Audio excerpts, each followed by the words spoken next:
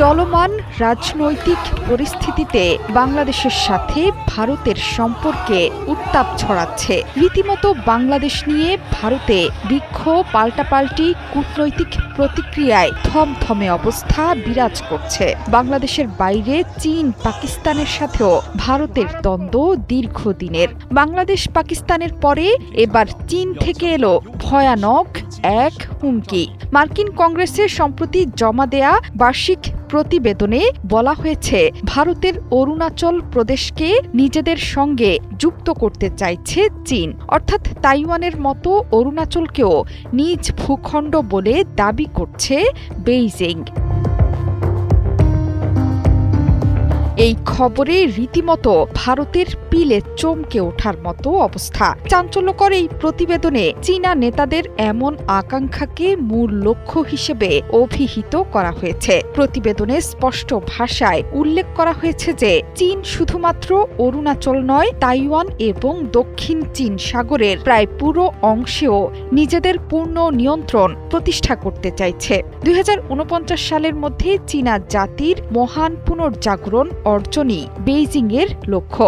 এই পরিকল্পনার অংশ হিসেবে চীন তাইওয়ানকে নিজেদের সাথে যুক্ত করাকে স্বাভাবিক প্রয়োজনীয়তা হিসেবে চিহ্নিত করেছে।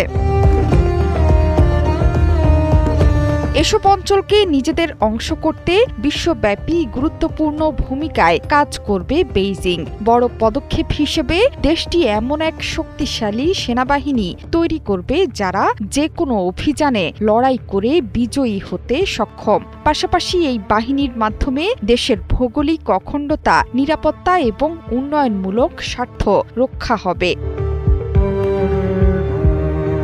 প্রতিবেদনে গুরুত্ব পেয়েছে পাকিস্তান এবং চীনের সম্পর্ক।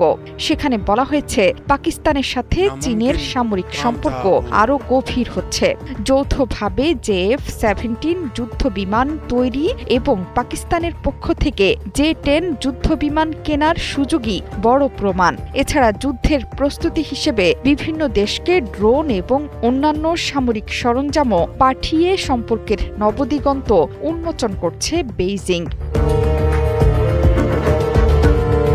গোপন এই প্রতিবেদনে $3 বিলিয়ন পাকিস্তানের কাছে 8টি ইউয়ান ক্লাস সাবমেরিন বিক্রির কথাও উল্লেখ আছে।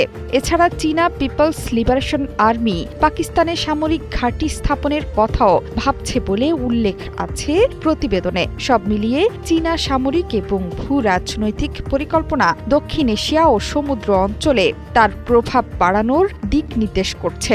এটাই বড় ভয়ের কারণ নরেন্দ্র মোদীর বিজেপি সরকারের কাছে। প্রতিবেশী 3টি দেশের সাথেই বৈরী সম্পর্ক বিরাজ করছে ভারতের। এজন্য নিরাপত্তা হিসেবে সীমান্তে নজরদারি তৎপরতা বৃদ্ধি করেছে দিল্লি। জোহরা চৌধুরী সেতু, ৭১।